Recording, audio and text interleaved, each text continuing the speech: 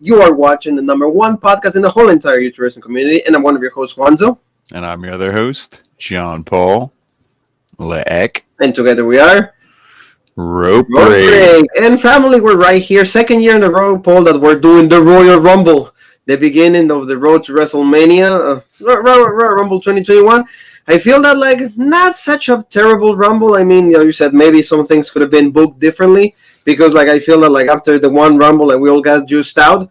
But despite of that, I think that, the right winners on both of the Rumbles. You will say that, right? Oh, yeah, definitely the right winners. I mean, I feel like for the men's, we were saying it in the preview that we did yesterday on Facebook Live. Follow us on Facebook for all the lives that we do in the upcoming in the future. But there was really only one clear-cut winner for the men, and that was Edge. And then after that, it was a big drop-off, and then you're like, I guess I could see Daniel Bryan maybe winning it or something like that. But it was really, for the women, that was really, to me, the only toss-up. And, they booked it correctly because, as we'll get into, it was the final two were, my two picks to win it for the women. But, besides the Royal giving us two babyface winners, two legit, okay, we can get behind these two, and we're cheering for them. The rest of the matches on the card weren't really that special besides the one match I feel that you and I really didn't want to see, and that was the last man standing. Oh yeah. If you want to just take the sentimentalness out of Edge winning the Royal Rumble, spoilers, I'm sure you all know before coming here though, but if you want to take that out of it, probably that last man standing match was the best match on the entire show. That stole the show. A lot of action. Kevin Owens is one of the rare occasions that remember we said if he loses, he's gonna come out even better. What happened? That's what actually happened. But he came out so good. That's probably one of his best matches ever. He gave himself completely 100%, and Roman also did a fantastic job. And I can't believe I'm saying that about Roman Reigns, but I have to say it. So credit when credit's due. So we're going to be talking about everything. Family, thank you so very much for being with us. So subscriptions, comments, thank you again. Like you said, the lives. Let's get right to it. Pre-show. The women's tag team championship match, why they're having this, WWE, the first half hour of the show was just promos of people talking about the matches. Yeah, it's going to be a great show, all of that, hyping it up. And then they have the tag team championship match, Shayna Baszler and Nia Jax challenging one more time to Charlotte and Asuka. What did you think of this? I was like, there's not going to be a title switch, but the storyline with Ric Flair and Lacey Evans keeps taking place. This is still on, so maybe you will see some dissension there, but we got something different, right? Yeah, I mean, this, to me, it was just the same old match that, they've had before. We've seen, these four wrestle time and time again, so it wasn't anything, oh my God, this is crazy, or they're, putting on a show-stealing performance, because we knew three of these women were going to be in the Rumble match. They're not going to, want to do anything crazy here. They got to wrestle again, so I really wasn't expecting a title change, though, but like you said, kind of through this match, you heard, woo, then Ric Flair came out, and he probably just got laid, so he was all legit, had all the energy, and then Lacey Evans came out in his robe, and then you knew, okay, here's going to be the dissension, and it was the same thing we see on Raw. Charlotte just shrugs it off, beats up Lacey and all that, then he kind of handed her a loaded fist. They must have been watching Dynamite when Bunny, and not Bad Bunny, but Allie, handed Eddie Kingston the loaded, knuckle or whatever, the fist he had, boom, punched out, in this case, Charlotte, Lacey Evans, she punches out Charlotte, and then, that's pretty much leg drop from Nia Jax and done. And it was big surprise. I didn't think the title change was going to happen here. If I did, I thought it would have been maybe clean, and it would have been Asuka's, who was the one who got pinned, and then that starts a feud between these two. But it seems like they're going all in on this Lacey Evans Charlotte feud, but I don't really know what's going to come from this. So yeah, like you said, pretty much we have new tag team champions when it comes on the women's, and yeah, I mean they're trying to cash into that, but like you said, if she needs to, at least Lacey needs to win a proper match, a singles one, and then I will start believing. And to me, at the end of this, let's say, no matter what you do from this, eventually Rick is gonna turn babyface and end up with Charlotte. Whether it's in a month, 2 months, they just forget about it. He's like, oh, I'm your dad again, but he's still gonna look like a moron. Yeah, it's just a storyline that I don't know why is that needed, but they don't have anything for Charlotte. I think nothing good, because it's okay, what can you do with Charlotte if she's not going after a championship? Like it's because that's the only thing that Charlotte knows. Goes after Mm-hmm. championship, wins it, and then defends. But like maybe they're trying to give other women an opportunity. So I feel that like that's what they're doing this, and they're trying to make Lacey Evans a little better, which I'm not against it. So I guess thanks to Charlotte, I think they're trying to do that. But again, Do you want to know how you could make her better? Like actually make her just be legit and win on her own, and not win from punching people in the face with a handful of quarters and by banging a almost 80-year-old man. That's how you can be legit. Oh yeah, exactly. But like, we always say this: it needs to be translated in goal. If she wins a championship, which will be her first, that will be good. Because if all these things need to just mean something else in the future. Like, I became a champion because I started this feud with Rick. Hopefully that's what happens. But like you said, we have new tag team champions, Nia Jax and Shayna Baszler. Do we really care about this division? No, we never care because it's not great. It's never been good. So go to the main show. That was pre-show, of course, more promos and all of that. This opened up the show, so we're all like everybody. I think the whole entire world was like already dying from this because it's like, oh my god, we're gonna see a title switch. We're gonna see a title switch. Even John Paul is like, what's gonna open the show? And I'm like, this is like, oh my god, here we go. So like this, what did you think of this? The match, I think they did the best with what they were given. Bill Goldberg cannot do much. He got gassed out really fast, and Drew actually looked really good. Well, this is what I'm going to ask you a question. I'm going to answer your question with a question is, people always say like, this is the best Goldberg could do, or like, consider his age. Okay, I will consider his age. Then how about we put a younger star, somebody who can actually wrestle in there with McIntyre? How about we get Sheamus and they give us a 15-minute match that's legit? Not Bill Goldberg coming out here in shorts because clearly he don't look good in his wrestling trunks anymore, so he has to wear shorts. And then we get the whole bullshit where, okay, before the match even starts, they always do they didn't ring the bell, none of this counts, they didn't ring the bell. So, Drew hits a spear, then they go to the outside, then Goldberg hits a spear, you see there his lovely swim trunks. He spears Drew through the barricade, and you're like, oh my god, here's this bullshit. And of course, Drew's fantastic, so he's selling the rib injury from this like crazy, and you're like, oh god, here we go. 2 spears. Goldberg picks him up for the jackhammer, and he can barely even. He like just drops him instead of like completely turning him and slamming him. He couldn't hold it. Yes. Yeah, I mean, and Drew did hit a Claymore, I believe, before this. Even with the injured ribs, he hit a Claymore, but Goldberg kicked out at 2, and it's like, oh my god, nobody's ever kicked out of the Claymore and all this stuff. And he hit the jackhammer, he kicked out, but it didn't go on too much longer. Another Claymore and done. So I mean, it was short. It was short. It was what we wanted to, but. I mean, Goldberg just looks like shit. Well, I'm not going to defend him. I don't care how old he is. Then retire.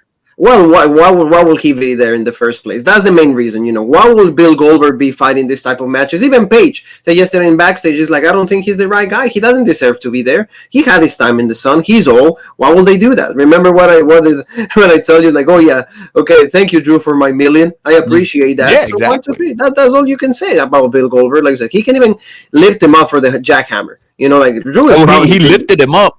But then, like, when he turns him and slams him, he kind of just, like, dropped him and fell on top of him. It was pathetic. So it wasn't like, but I mean, like, like the explosivity of the match, the explosiveness. It was okay. Like, that's what I can say at least. I won't put it over. I'll let you put it over, but I won't. Oh, well, I'm not putting it over. I'm just saying, at least, it was like what they could do. It was 5 minutes. We at least the right winner. There you go. And at least the right winner, Drew retains the championship, and like you said, of course, after that they become friends all of a sudden. I really don't like. Well, they'll probably be a tag team in the Dusty Classic. Yeah, yeah, like there you go. Then versus MSK in the finals. Yeah, there you go. MSK in the final right there. Now we're best friends. And in the end, our champion Drew McIntyre retains. That's good. We are happy about that because a lot of people were saying there's going to be a title switch. And John Paul said, you're doing the review all by yourself if this happens. But in the end, that didn't happen. So we're excited about that. And, that was like the first match that on the Royal Rumble. Now let's go to the next one. And this is Sasha Banks against Carmella. This, like we mentioned in the preview, this was confirmed on WWE.com, not even on the show, so that was kind of like, okay, whatever. But then they might have confirmed it, but they did say on SmackDown, and they did say all this stuff where if she's told Carmella, if you let me have a match with Reginald, I'll give you your match at the Royal Rumble. So Sasha, so she did let her have the match, but it was confirmed. But Yeah, but You anyway. know, WWE, they need to do a much better job, you know, like letting us know like things. Like, Well, that's because, but why though? Like, I mean, I understand what you're saying. Yeah, it's a championship match; it should be presented as such. But they don't care about it because it was the same. You know, Sasha won, which was right, and it was I don't want to say a bullshit match because we have that awesome moment where Carmella missed the suicide dive and completely face planted and stuck in the ground like somebody was throwing. Yeah, like somebody was throwing a javelin or something. But I mean, it wasn't anything where this wasn't a Bayley and a Sasha Hell in a Cell. This was the rematch of a match we've already seen that we knew Sasha was going to win. And I mean, yeah, Carmella's gear, and you know she looked pretty good, so that was great. And Sasha, I think, is good, but I mean, this to me, I think the first match was a little better, and this it was like, I don't know. Like I said, this was just kind of like a snoozeville to me. It wasn't the most snoozeville. I would have rather watched this match 3 times in a row than some of the other things we had to sit through. But tell me what you thought. Like you said, it's like it wasn't that great. I mean, like we see Carmella tries, like sometimes she can be okay in the ring. This time, like you said, the suicide I completely missed it. And Sasha Banks, like of course she's gonna give you a good performance. That's what she's known for. That's what she's good at. Like we saw the Code of Silence. That was okay. You know, I like that move. Like you could for a split second, you actually thought that like Sasha might like. Yeah, she was selling the tap. She was like, oh, add that. Then it's like, I mean, the Code of Silence I think is a legit move. And don't get me wrong, I do like Carmella. You know, I did make fun of her, you know, the face plant and stuff. If she would have actually hit that dive, it would have been a lot of impact because she was coming in hot. But yeah, I mean, it's you didn't pull the trigger on her the first time. Nobody ever wins the rematch, especially when the rematch had, if you let me beat up your sommelier, I'll give you your rematch. What kind of like feud? Oh yeah, now she's really gonna win this time. No, nobody expected Carmella to win. Exactly, and you know we got to see Reginald again. He was a part of the match. He was trying to help out Carmella. He got kicked out, like the same. Like exactly the same narrative, the same booking of the match that like we saw like in I think it was like TLC. That's when we saw that match. So like you know it doesn't really make a lot of sense, but like you said, and there was a really nice counter. It wasn't the backstabber this time. A really nice counter from Sasha Banks because Carmella was about to do a move, and then she does the Banks statement, and in the end. Carmella ends up tapping out. Don't forget, you know, she almost she hit your favorite move, the frog splash. She did, but like, she did a frog splash, like that, not that good. Although Carmella like had the knees up, but also like Carmella, remember she did like a super kick. Like was supposed to aim at the face. It turned out deliver into like the midsection of Sasha, and then she did another super kick. So yeah, no, a lot of room for improvement for Carmella. Yet, I mean, the feud is not interesting enough. Hopefully, like now that like we have a Royal Rumble winner, now they're going to focus on that. We still have Fastlane in the middle of the road, but at least Sasha Banks retains. And don't you think that like she's finally receiving the run as a champion that she always needed? You know, yeah, because that was the one thing Michael Cole even said. He's like, by the time we see, you know, Sasha Banks again on Friday Night SmackDown, her title reign will be well over 100 days. So I like how they make that note to be like, yeah, we're actually doing right by her. You know, instead of this like, oh, you had it for 3 days. Exactly. Like, you know, that's what it was. So like good stuff. At least Sasha Banks is like being finally receiving the praise and you know what she deserves. So we got to see right there, you know, New Day. They're like, oh, we gotta like the wrestling gods. We gotta be the wrestling gods. We gotta be 60 minutes there in the match. It's Xavier Woods and Big E. The Liberator Sami Zayn came out. He's like, kind of interactions. Kofi Kingston is right there, and he's like, well, I have the gear, but I'm not gonna wrestle. I thought that he was going to wrestle for a second, but no. Did they say something about Brody Lee or no? I think they had. If you look in the corner there, you can see Brody Lee on Kofi Kingston's on his thigh there, right under his jacket, like you know the Brody Lee. So they each had Brody Lee on their tights. Yeah, so like there you go. So that was really cool. And I mean, the only thing I liked from this, besides the tribute to Brody Lee, was when Sami Zayn's standing there. They're like, all jokes aside.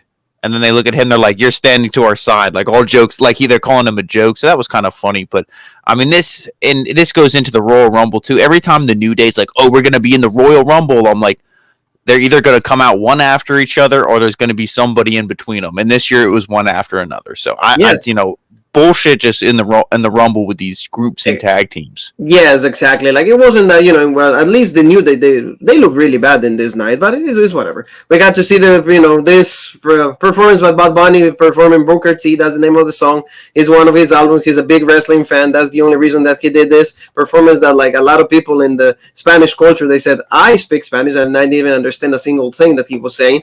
So not that good. I mean, I'm not a fan of Bad Bunny. That's all we gotta say. Later on in the match, Miz and later on in the show, I'm sorry, like the Miz and John Morrison were actually asking him to join to like be like a better group, and actually John Morrison said something in Spanish because Taya probably taught him a little bit, and he's like, no, I don't want to join, I'm not a fan. And then Booker T showed up with like the armor. Do I really care about this? Not at all. Nah, it wasn't good. I really don't care about this. I know you don't care about this either. So now let's go to the Women's Royal Rumble. What do you think about overall the Women's Royal Rumble? Better than the men's or no?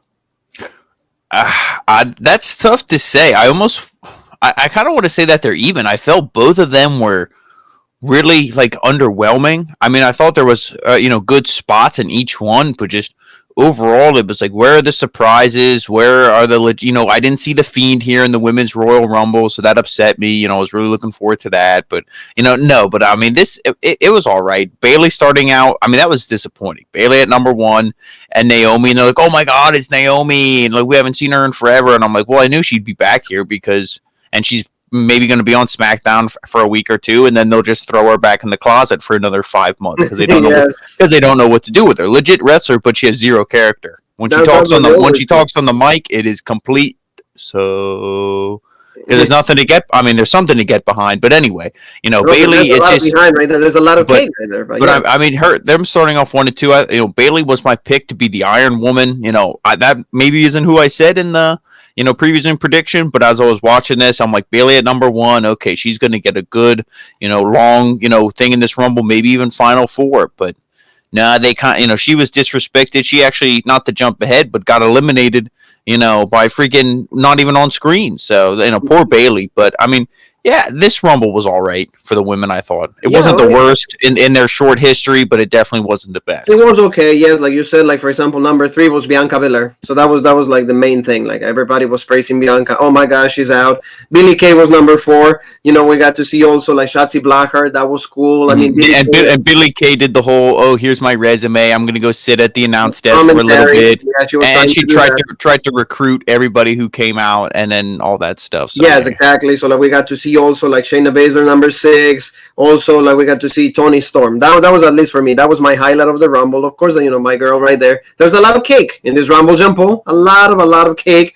So that was cool. And like, also, like, Billie Kay was trying to get her like to tag team with her. That didn't happen. Then we got to see number 8. That was fun. That was the first return that we saw. Like, the surprise. There you go, Jillian Hall, like a former Divas champion. Remember, like, the gimmick she used to sing. She started as a JVL assistant, and then she joins with like Billie Kay. So they had a little bit of like an alliance going on. Then Ruby Riott number 9, and what are you thinking so far? Like Victoria, that was number 10. That was at least a legit comeback for me. Yeah, Victoria was a good champion, a good veteran, like you said.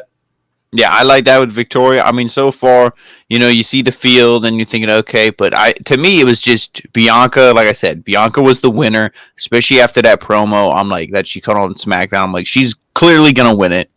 And if she isn't, the next pick, or maybe even a pick that's ahead of her, and we just don't know it, is Rhea Ripley. But I'm like, those are really the only two. Charlotte, maybe if they really wanted to do that, but to me, I'm like, nope, nobody wants to see that, and that's not this. Lacey Evans, that would only make sense if Lacey Evans was the women's champ and was with Ric Flair, and Charlotte's going to get her revenge, but that's not the way the storyline's planned out. So at this point, I still thought the same thing, that it was those two. But yeah, I mean, decent action. Like I said, I popped for Victoria. I thought that was cool. Victoria was really cool. Number 14, Rhea Ripley. That was one of like the biggest, like her debut at the main roster, and she had a lot of eliminations. She eliminated Toni Storm right away, so that pissed me off. Thank you, Rhea Ripley. Santana Garrett was also there, like you said. It could have been Mia Yim, but Mia Yim has COVID, so I think that's why. Yeah, I definitely think Santana. I feel like Santana Garrett definitely replaced Mia Yim. Because there was that was a complete, okay, everybody else has some name value, has something.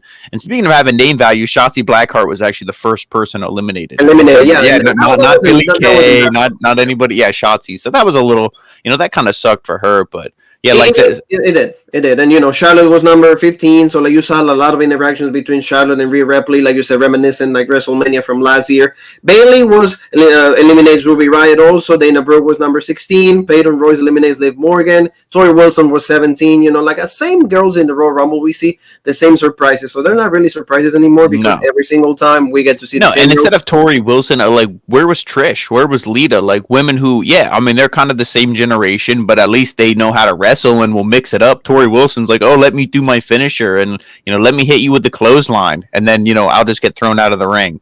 Yeah, no, it's just true. Like, like how they booked it sometimes is like it doesn't really. I think that maybe they have women available. Hey, you want to do it? Yeah, sure.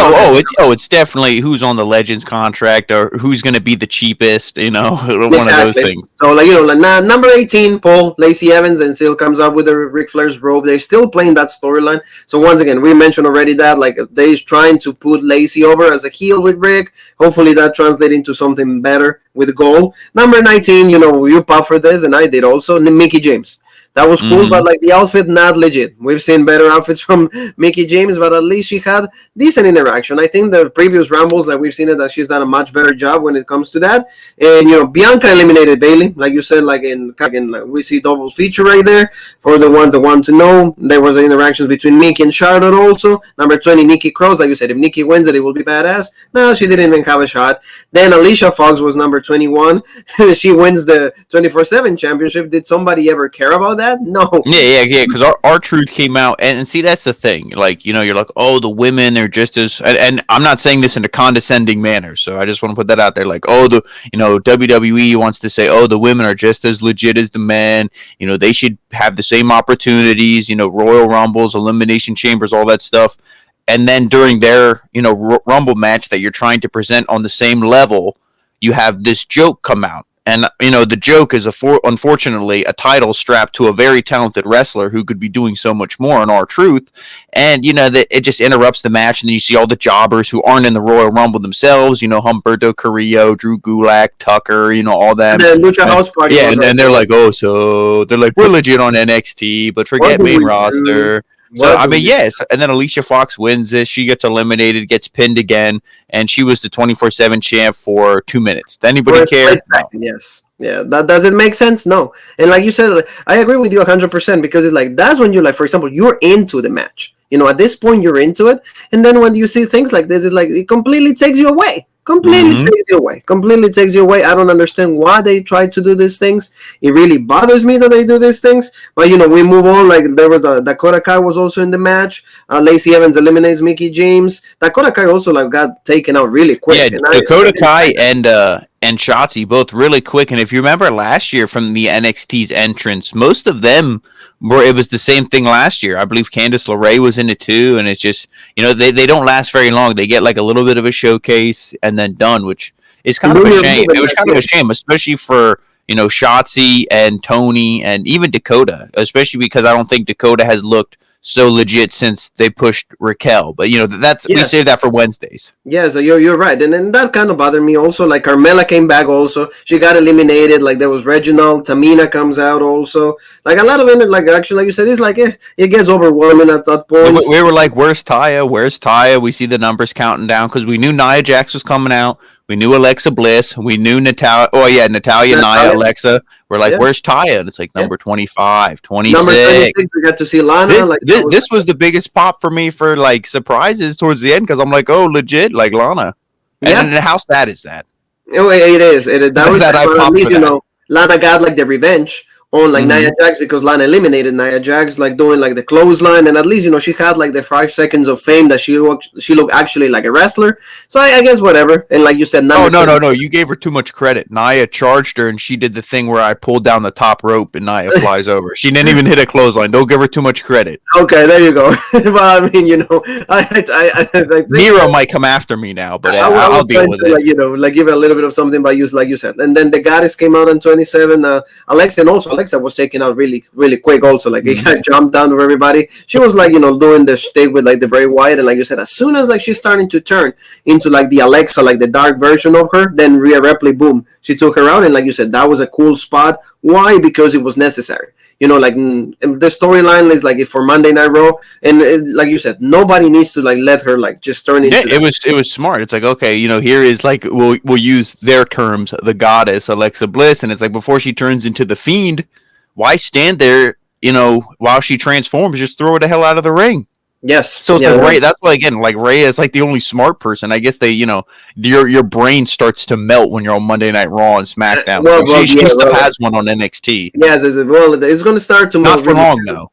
Yes, it's going to start melting really soon. And also number 28, Ember Moon. Not a good showing for her. I like the girl, but like, especially, this, even in NXT, she's not even relevant. 2 weeks of being relevant, and now you're nobody again. No, and to put them in there, and it's, at that late in the game, she wasn't going to have that good of a showing. Give me Trish, give me Lita. I know it's a bullshit pick, but it's like none of these people are going to win it anyway. Like we said, the only two who had even a chance of winning it are Bianca and Rhea. Yes. So it's right. Like, don't give me like Ember Moon, to just, you should be cheering for her on Wednesdays, but she looks like shit here, so you probably won't. Exactly, yeah, and that's why they did this spot. Also, remember that, of course, Naomi has to like recreate the same spot that she does every single Rumble.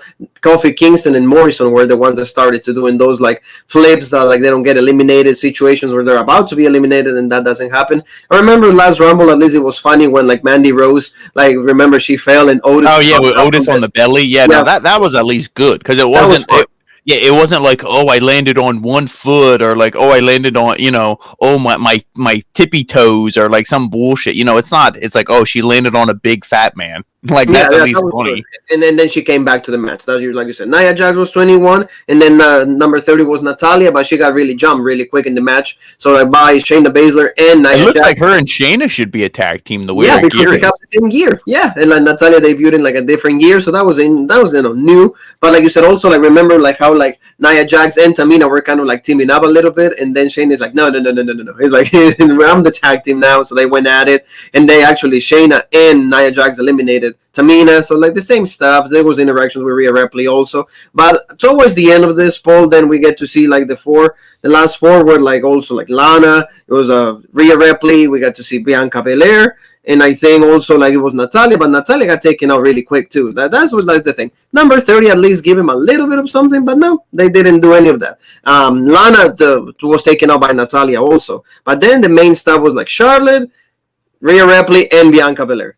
So you pop for this. I pop for that also because it's like a legit feud. Everybody was in NXT in the good old days, a year ago. Remember that they were fighting for like the. Say the line. I know you love the line. Say it. What is the line? You don't even go here. Oh yes. I love that. It's true. You don't even go here. I love it. And remember, like Charlotte and also Bianca were fighting to be like who was like the number 1 contender. They had a match on like I think it was NXT TV, and then Bianca went in like for NXT Takeover Portland against Rhea. So like this was good. And then both of them, Rhea and Bianca Belair, team up, and then they took away Charlotte. So that was actually really good because they have to make Charlotte look decent. And remember, like Charlotte, when she was eliminated, actually they were laughing about it. She was really laughing about it. So what are you thinking during this point? I mean, I thought this was great. This is, like the 2 women who I wanted to see win it, or the final 2. You know what I mean? So it's like, either way, I'm gonna be happy with it. Yes. So I mean, I was fine, and it all depends. Like I said, I really thought whichever one of these 2 women doesn't win, if they have a chamber, which they're gonna have an elimination chamber. They will. Whichever woman doesn't win here is gonna win the elimination chamber, because you want to think about it. There's no other legit woman who would win it. Charlotte, maybe, but I don't think so.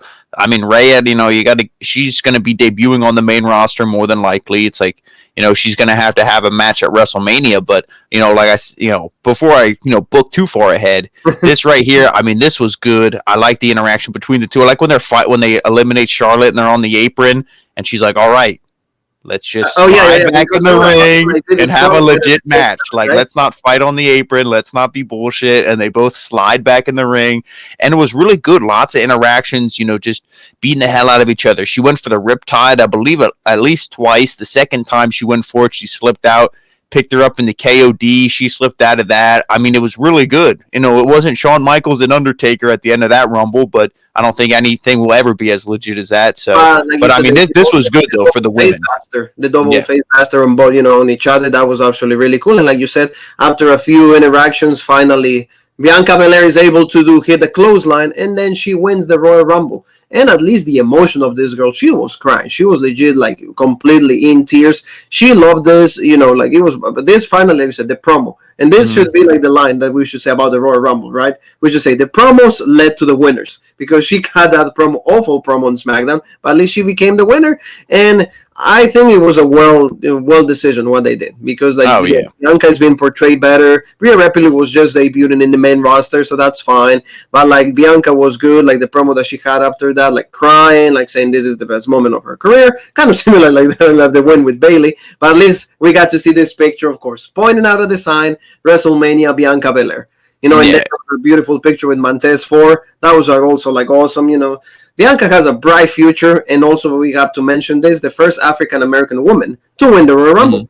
There you go. I mean, this was awesome, and I saw a tweet from Big E. He said the entire locker room exploded, which, obviously I don't know if how many of them even know who's going to win, if any of them even know who's going to win beforehand. Probably not too many. And, it's just like, everybody popped. He's like, this was a legit moment. She deserves it. And I think she does, and Rhea is one of the things where, I'm sure a lot of people wanted Rhea to win. Some are probably even pissed off, but she's one of those who's like, don't worry, she'll have gold on the main roster. Don't worry, she'll be all right, but this is awesome for Bianca.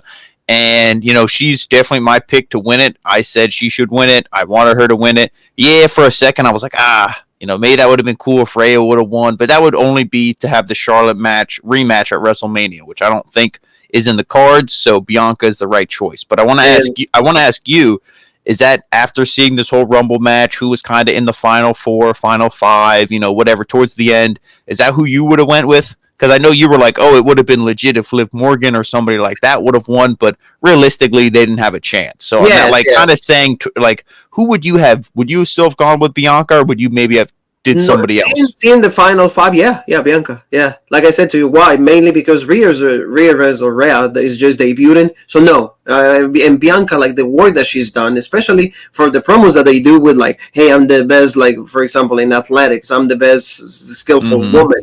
Everything I do, I accelerate. I'm better than everybody else, and especially this performance coming out of number 3. And also remember, a year ago, also she got a great performance. So like everything is cementing herself as like probably as one of the futures of the WWE Women's Division. So why not just do it? And especially now, we're going to give us a great match with Sasha Banks. I'm thinking that she's going to choose that. Imagine it's going to be face versus face, but at the same time, I think a lot of people are going to be like rooting for Bianca Belair rather than Sasha in this bout, because they want. And you also still have 2 months, about 2.5 months.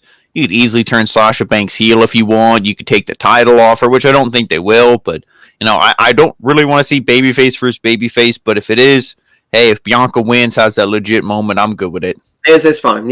Absolutely. And great, like I said, like I love the emotion that she had though. Like the emotion, like just like how this seemed a lot more real than SmackDown. That's why I didn't have a problem with this promo, how she was upset, you could be crying and stuff, because it was real. At least on SmackDown, that seemed completely fake. Real, and that's the one thing that, like you said, is important to see in professional wrestling. We don't see that, and like you said, for example, Matt Striker sells it like that. It's a sport, but like it's as good as winning like a league. It's like a win like Super Bowl. It's like that. It's like, Super Bowl, World Series, World Cup, whatever. Yeah, exactly. But like remember, we're having this much intensity. We're like kind of juiced out because we get to see from the beginning, at least an hour, 15 minutes or so, and this shit happens. And I gotta say shit because right there, Peter Rosenberg, like he wins the 24/7 championship, he leaves with that on, and everybody's just like, really, what the hell just happened? He's just like JBL and Sonya are looking around like, this is absolute bullshit. And I'm like, yeah, we don't worry. All millions of watchers at home agree. And then like I said, and then they wonder why they have to sell the rights to the network to Peacock. It's not because if you will present, like you always mention in the reviews that you do, rightfully so. The words that you choose are always right. If they will present this product better, you won't even need to sell it to anybody else, to any other like networks and the other services. Why? Because people will be subscribing to WWE P and Kaka. Yes, that's what I'm going to call it. If they will be doing like Goldberg, and on the show we say how it is. People, the subscriptions keep increasing. Why? Because we do it for all of you fans. So let's go to like Tribal Chief, Universal Championship match, last man standing match. What do you think? One of the best last man standings that you've seen so far? In your wrestling career, Paul? Because this blew me away. I will say that these two guys gave themselves, completely, entirely, and I loved it. It was actually really, really good. Oh, definitely in recent memory, this is really good. Joe Coffey and Dave Mastiff had a really good last man standing match as well, a little whiles back on NXT UK. But, I mean, this was fantastic. And I think it's because my expectations weren't that high going into it. Now, Yes. I said on SmackDown, legit promo by Kevin Owens. If he's going to win it from Roman, he needs to win it tonight, because I don't know how you're really going to drag this out so much longer unless Owens wins the chamber. But then at that point, it's like, oh my God. But anyway, it's just for this match here, it was really good. And it, like I said, it took me by surprise. I didn't think, I mean, you knew they were going to go around. They weren't just going to fight in the ring, but I didn't know they were going to go all over and do everything they did. And, it seems like they watch a little bit of Wednesday nights, but not, NXT. There was like a lot of AEW spots, Yes. hitting people with moving vehicles, jumping off, stuff, through tables in the backstage and everything. But I mean, this was good. I like you have here in the picture, they fought into the Thunderdome, into the crowd, you could almost say, fought up there. Yeah. And they did the same spot, like, remember, like a few weeks ago for the build-up, Yep. like Kevin Owens also like went thrown out into like that crate that like has like probably like some cushion because that way he's not dead. But yeah. So that was really cool. I liked it, especially like you said, like they gave us a good fighting match. You even put it in one of the texts that you sent me. It's like they fucking killing each other. They're fucking beating themselves up, and that's what a last man standing is supposed to be. Especially with the universal, like the most important prize in the sports entertainment or like professional wrestling, however you want to call it. That's what you got to do. And that was good. I enjoyed this. And Owens, for the majority of the match, seemed like he had a legit opportunity. One more thing that is important to mention, Jey Uso wasn't even in the match. And not even in the Royal Rumble. So, like, there you go. So, like, that was good. That was good. They had it, like, mostly like a singles match, no interference. I like that. Yeah, I mean, it was just good, and they gave these guys time too, which it was Roman. They weren't going to do anything short, but just like the stunner in the back and everything, putting him through this table, the frog splash, or the senton. Well, yeah, he did hit the frog splash, but then he did hit a senton and stuff. I mean, it was just good, and it's just but it's like, they keep getting up at 9, or they keep getting up and you keep getting up, and you're like, when is this going to end? What are they going to have to do for somebody to get put down? And you see here Sammy Guevara, Kenny Omega, Matt Hardy, running him over with the golf cart. Kevin Owens, it's Sammy Guevara and Kenny Omega, absolutely, yeah, same thing, yeah. But I mean, he actually hit him though faster than 3 miles an hour that they hit Sammy Guevara. He actually had a little bit of speed here, so that was good. And then they fought their way back around. Roman speared him through the LED board on the stage and everything. And I like the spot when he's laying there and Roman's up, and it's like 8, 9, and you're like, there's no way Kevin's get up. He's flat on his back, and they're actually on a race platform, so he rolls off the platform onto his feet right at like the 10 count, and they're like, the match is still on. I was like, that's good, because the camera angle was tricky. He was on the back, yes, that's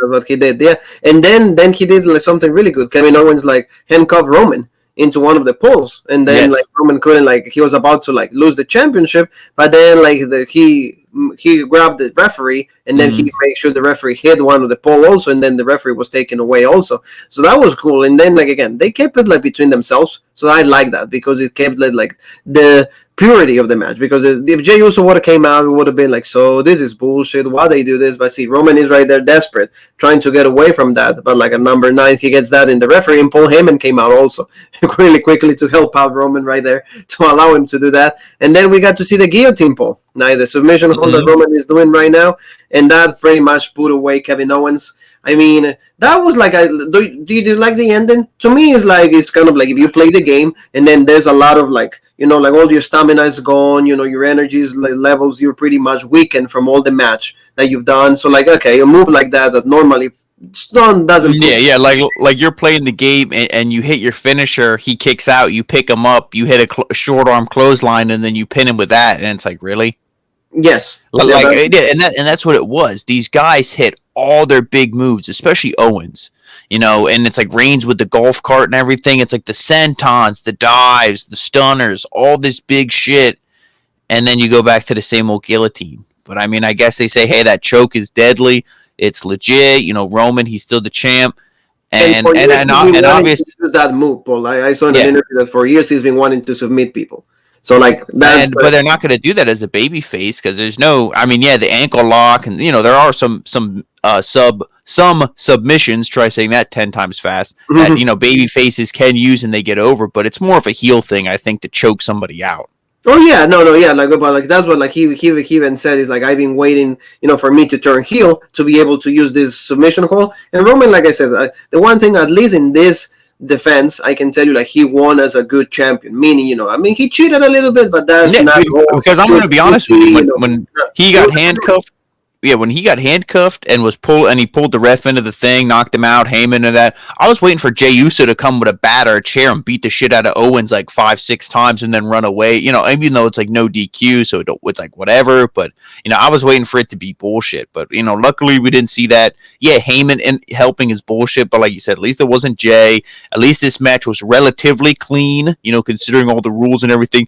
What would have been badass if when Heyman was trying to help him, we saw Adam Pearce come out and like, Yeah, and then but that would have they would have only did that if KO was going to win, which clearly he wasn't. So we got what we got, but still the best match, the best overall match quality from beginning to end, I think, of the night. Yeah, and it stole the show for me. Like what everybody should be talking about, besides the winners, both of the men's and women's of the Royal Rumble winners, it should be this match per se. Because of course, Carmella and Sasha Banks, is going to be talking at all. I don't think that there's anything to talk about. And the only thing people are going to say about Goldberg and Drew is thank God Drew won, and there was no cash in from the Miz. Yes, exactly. So nothing of that happened. So they kept it, like I said, like that's why maybe the Royal Rumble wasn't that bad, as a whole. And there you go. We're gonna go to like the men's Royal Rumble, but like, don't you think that like 2 Rumbles, like a few matches here and there, like is a long show. So by this time, like your level of investment is not as like, oh my god, like when 7 o'clock when you saw Drew and Goldberg. This is like, so I'm a little tired. Oh yeah, and that's what's really hard. It sucks because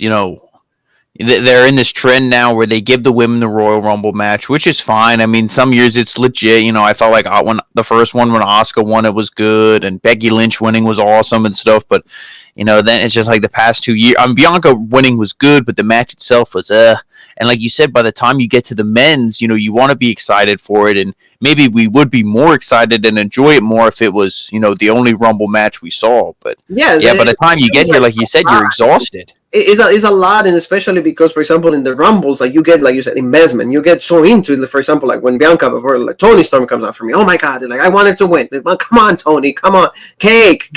No, done. So like you get like pissed. For example, when Bayley got eliminated, you got pissed. So like things like that. So like then you want to see the next match. It's like okay, it's like can I get like, and then that's what they give Rosenberg the 24/7 championship. So he's like, okay, go get your stuff and things like that. But we knew from backstage, Edge and Randy Orton were going to open the show. What did you think about that? Because I know you were pissed. I'm like, really? Like I'm like, if Edge doesn't win it, I mean, it doesn't make sense. But like, I mean, winning. I mean, it was cool because then you got to see the whole like. They clearly they hate each other. Kayfabe, they hate each other, so they're gonna go at it, beat each other up. You saw all this stuff. Coming back, all the pyro and Thunderdome. I'm sorry that. Oh yeah. No, I agree with you. It is badass, but just brutally beat each other up, and you think, well, how are these two going to coexist in the Rumble? Because it's going to be something where all he sees is red, and he's just going to want to beat the shit out of Randy. Randy's going to want to beat the shit out of him, and he put him, on the announce table, all beat up, all bloodied and stuff, and the leg was hurt, and they're like, oh, he's done. He's probably not going to be able to do anything. Yeah. Yeah, or like Glorious DDT, but like, don't you think that he hit the move wrong though, or like maybe it was? Well, they said like the table gave out in that fashion because, like you said, if you the left knee hit the announcer's table. Yeah, they were saying something like the table gave out. Like it was like they were on, it was a little wobbly, or it's not gave out like it fell apart, but like maybe they slipped or something. Those announce tables aren't the sturdiest things because they do make them that they collapse and stuff. When they hit a certain way, so collapse. Yes, exactly. Yeah, they're not the most sturdy thing, but I mean this. I guess I was fine with it because I'm like, well, at least Edge wasn't the one who was hurt. Because I would have hated it if they would have been like, oh, Edge is done. And they took him out, and he came back at the end and won it. I would have been like, "Oh, so you're telling me Edge can't go? Like he's Goldberg, and he can only be in there for 5 minutes." But when they did that with Randy, it was like okay, because in the back of your mind, he's still not eliminated.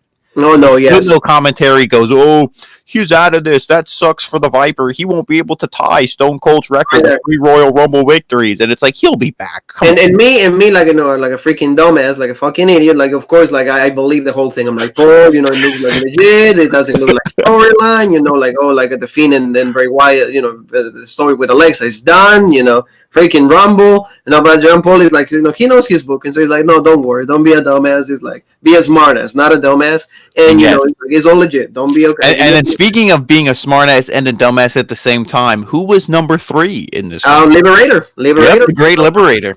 And he actually had good interactions with both with Randy and Edge a little bit. Then Mustafa Ali came out 4. Then also Mustafa had a little showing, a little stare down with Randy Orton, because remember 2 years ago that they had that rivalry. This was bad for me. This was sad, and I know that it makes you really pissed off too. Jeff Hardy number 5. Well, he was the first eliminated. His elimination. Nobody even cared what happened with Jeff Hardy. He was the. You know what this has to be? I don't know what it is. I don't know if it was Matt saying, "Oh, the Hardy Boys will be together again." I don't know what it is, but I feel like they were using Jeff. He was legit, okay, had some momentum, beat Sheamus, doing a little something. He legit. Comes over to Raw and done. Yes. Yeah, done. And then, Dolph Ziggler was number 6. Number 7 was also Nakamura. Nakamura, former winner. They look like shit one more time. It was one week. Gauntlet match. Nakamura looked decent in this, but then, the person who eliminated him, I was like, this is absolute trash. Yeah, man, but this is the first return, oh my gosh, my OMG moment, supposedly for a lot of people.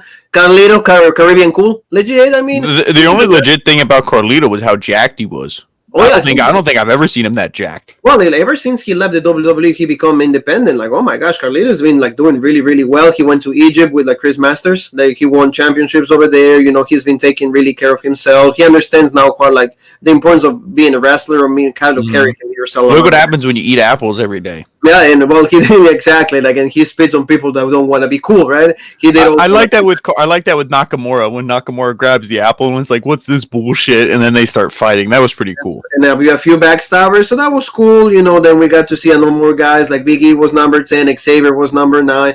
All of them got taken out really quick in the match. John Morrison also got taken out really quick. So nothing really nothing that blew us away happened in the Royal Rumble at this point. Ricochet was number 12. Elias was number 13. All of that, and Damian Priest, the Archer of Infamy, he came out at number 14. He took away a few people, but like you said, he kind of looked a little crappy, don't you think? The Miz came out 15. Also, it almost reminded me of and now I think AJ looked better, but it was almost when AJ came out, debuted in the Rumble, and was like, oh my god, and you think, man, you really want to get this guy over? He should win it, or at least be in the finals. And then you kind of get eliminated 3/4 of the way through, and it's like, oh. Oh, yeah. But that's how it felt with Damian Priest. It's imagine if, the last 2 in it were, now obviously the story they set up, that was the best way to do it. But the last 2 that we think would have been Edge and Damian Priest. Oh, that would have been badass. That would have been, okay, let's get this guy over. But no, I believe he was thrown out by the monster among shitheads. Yes, also we got to see Matt Riddle, we got to see Kane, we got to see Daniel Bryan at 17, Kane number 18. They have a little bit of Team Hell No. They hug each other. But then Kane was thrown out instantly. Yeah, but they also Baron Corbin, number 19. And Corbin eliminated Nakamura. That's what I was like, really? That was that was bullshit too. Number 21, Dominic Mysterio. He eliminated Corbin right away, though, I believe. So that was cool. At least they keep the feud going, but at least, a little bit of smart booking on the WWE. Number 22, United States champion Bobby Lashley. So, Bobby Lashley eliminated, Dominic and also Damian Priest. At least, so that was okay. Then we got to see we didn't get to see no Mysterio eliminating Mysterio. No, so of course, when I reported that, no, they always have to do, whatever else I say. The opposite of what I say, Yep. Number 23, like I said, Gregory Helms, the Hurricane. Of course, he's producer in the WWE. He's like, dude, we need a spot. Come here. You have your Now, how could he be a producer but then also show up on AEW? I mean, well, there you go. Because remember they let him off, and throughout the pandemic, is so I'm gonna be with my buddies, and it's so they're like, no. They're like, yeah. It's we have to show up and do the cinematic magic. No, come back. Speaking of cinematic, I want the family to comment. What do you think of when the wrestlers walk to the ring and it's that 8K? A 4K cameras, this is an 8K. and it looks really weird. It looks like they're almost like an action figure walking to the ring or like a video game. It doesn't look like real life. Yes. I don't like it. And I saw a bunch of comments. People are saying, "What is this? This looks like shit." Because I was actually wondering about that. I'm like, what? And then I saw some people's comments. It's the 8K camera, and I'm like, well, my eyes can't even see 2K, so I don't know why you're giving. Mine is 1K, so it's all good. But like number 24 was like to me the biggest surprise of the night, at least the best moment for me in the Royal Rumble. That was Christian finally coming back after like 7 or 8 years that like he was retired, and he's ready to go. Oh, what about the no sanction match with Randy Orton? That fantastic match. Yeah, that was so shitty. But like more shitty to me was the fact that like he didn't have the legit music. He didn't have Close Your Eyes. He had one of the earliest versions of Close Your Eyes for the ones that like been watching WWE as long as we have. So like, he didn't get like the last version of the Close Your Eyes theme song. So that was okay. But like you said it, Paul, to me is like, hey, he came back because Edge was gonna win it. So Edge was probably, hey, get my body in here. Let's have like Edge and Randy. I made that joke, and it probably was that, but also, I mean, how legit was it to just see them in the Rumble? They had each other's back. You never saw, like, oh, these two broke down, and they're beating each other up like Nia and Shayna. No, they legit were like, hey, let's fight.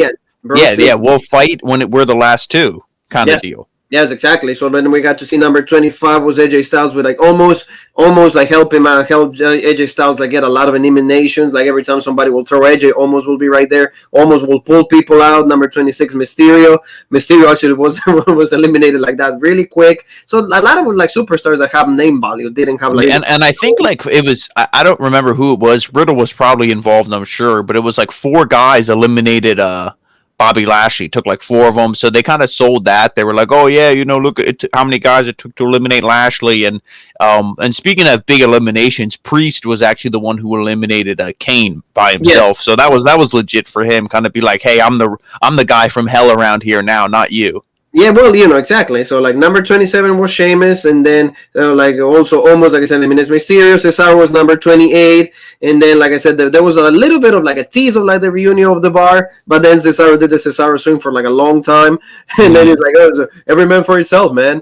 And I actually rewatched the Goldberg and Drew match in the time that he did the Cesaro swing. There you go. That's how long it took. And number 29, remember we mentioned like Monday Night Messiah or SmackDown Messiah. Seth Rollins was going to come back. He had his time with his baby. Becky Lynch is about to come back to the ring. He had to come back. So he had a decent showing. Maybe what happens in the storyline with SmackDown. But then, number 30, Paul, it was Braun Strowman. Do we really care about this? No. And before we venture too far away from Seth Rollins, I want to ask your opinion. Do you think that was fine for him coming back to the choir Monday Night or SmackDown Messiah? Or do you think it should have been burn it down, give us babyface Rollins, just, even if you change it, but just give us burn it down and just whatever, the hair swinging and all that stuff. Yeah, that's what I heard, though. I was like, same bullshit, like, okay, whatever. But like you said, like then Cesaro, like when was trying to take out like Braun Strowman, didn't happen. Like Braun Strowman eliminated a lot of guys. He was legit though that he picked him up and almost like power slammed him. Yeah, like he had him up he had Braun Strowman on his shoulders. He was about to do that, and even like on commentary, they said, well, he did the same thing to the Big Show. So of course, like he's one of the most powerful guys. Nice exchange of holds between Daniel Bryan and also like Matt Riddle. Like they did like those like really Greco-Roman like 5-pit style matches. Good show for Matt Riddle and also for Bryan. And then Seth Rollins eliminates Daniel Bryan. So like you see like the Messiah stomp and done. Yep. Overhand. Yep. And then Matt Riddle gets eliminated also by Seth Rollins. So then you see like the 3 of them. It was supposed to be these guys. It was supposed to be Edge, Christian, and Braun Strowman, so they go at it, and the Messiah is also involved in this. But like, I was like thinking, can Christian win? But of course, it was just a personal thought. It was nothing that. Don't get me wrong. Maybe 10 years ago that might have happened, but now, maybe 15 years ago, when Edge just retired. But like you said, like Edge was supposed to be the main guy. He remained in the match. The one thing that I want to ask you really quick: don't you think when they do those, when they throw Edge out of the ring and then he hangs into the ropes, that might like rip the tricep one more time? They're. I mean, and as long as he was in this match and everything like that, but you know what? If you ask Edge all that stuff, he says, if you throw me and that rips my tricep, then maybe I'm not meant to do it anymore. Yeah. Because Edge is legit. Edge isn't a pussy. He's not going to be like, your old goddess Alexa Bliss, who is like, oh, I don't want to take any bumps. I don't know. Edge he knows if he can't do it, he'll step away. But it's like, hey, I trained, I fought too hard. So he probably loved doing all that to prove to everybody, no, I still got it. Oh, yeah, it's true. What did he say last Rumble? Grit. Oh, yeah. He's got grit. Oh yeah, he wants to do it, and like you said, at the end, final moments of the match, like you said, like Strowman and also like Christian get taken out, so it was supposed to be just like Edge and Seth Rollins. So then they fight it for a little bit, and boom, then a spear, I think, and then he took Seth Rollins out of, and then Edge. Oh, okay, I'm good. It's legit. Everybody, he won, and out of nowhere, Randy Orton comes out, RKO, and everybody like, so Randy's gonna win one more time. He's gonna tie Stone Cold Steve Austin in like more like Rumble winnings. Nope, not Edge. Complete turns it, gains him out, and then boom, Edge wins the 2021 Men's Royal Rumble from the number 1 spot. Something that Shawn Michaels did also, and we checked that from Benoit, right? Benoit also won it from the number 1 spot. Yes, yep. Benoit was number 1. Randy Orton was number 2. And Randy Orton was number 2 in that Rumble as well. So we will mention that. Shawn Michaels, and then now 2 Canadians in Edge and Chris Benoit have won from the number 1 spot. So, like, your thoughts on this really quick. I was happy, and the right winner. Like you said, the promo made it all for me. Oh, this is the only guy who deserved to win this Royal Rumble. Maybe Daniel Bryan. You could have shoehorned I was the guy, and then they chose you, Roman Reigns, over me, and then set that match for WrestleMania. Like, you could have, fit that storyline in. There's still enough time, but to me, Edge was really the only guy who deserved to win it. Just for, the story, the promo and everything. Edge was the clear-cut winner. And like I said, maybe Keith Lee, but Keith Lee wasn't in it because we said with Mia Yim, she has COVID, or does she have it? Is it confirmed? Completely confirmed. Okay, so she has it. So he probably has it at some point, or, he probably has it, whether he's showing symptoms of it yet or not. So, and also they're not using Keith Lee, but other than that, nobody. It was Edge to me, and so I'm glad that he won it. He deserves it. The only thing I will say is I don't know who he challenges unless he goes to SmackDown, because they did say he could go after the Raw or Universal Championship. They did say that, and they said the same thing with Bianca as well. They weren't like in the preview, maybe Roman. Yeah, that's the only thing. Yeah, spear versus spear, baby.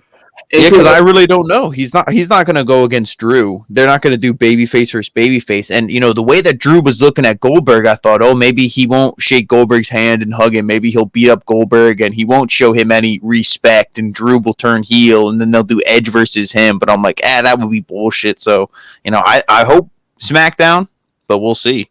Oh, yeah, you're right. We'll see what happens. This is going to be a good storyline. It's going to be a good show for, what happens with, the winners, especially Bianca, Edge. So, tomorrow we're going to be talking about the Monday Night Raw, the Fallout show from the Royal Rumble. But this was our review. This time, thank you so very much, because I think that we got to do it for Edge. On this day, I see clearly. Rated R Superstar, him coming back and getting all this win. The match at WrestleMania wasn't that great. A lot of people remember. We talk about that. The best match, the greatest match ever. It was great. He's back. He deserves it. You know what? At least Edge is a proof that, fighting for your dreams. It doesn't matter how old you are, how injured you are. He is a living proof that, you can, if you want it, you can get it. If half of their roster was legit as Edge for, the promos, the emotion, and how they're not playing a character, they're being themselves, the ratings would be way up. Oh, yeah. And that's why Edge feels so legit, is because he sticks out from the rest of the pack.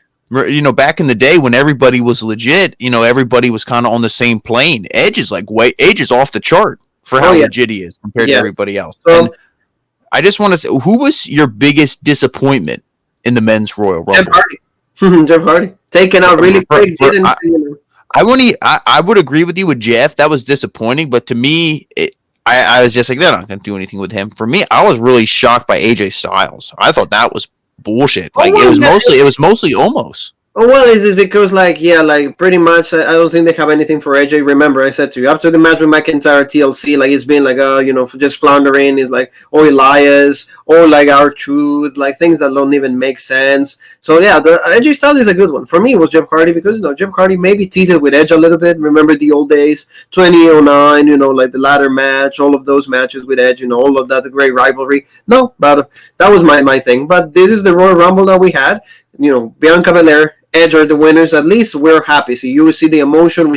We're in good spirits. Why? Because WWE at least did right for us in that matter. So family, thank you so very much. Thank you for the subscriptions. Thank you for the love. Keep doing so. Don't stop. Keep spreading the love. Keep spreading like the word about these two guys that like love professional wrestling, love soccer, want to give you the best information.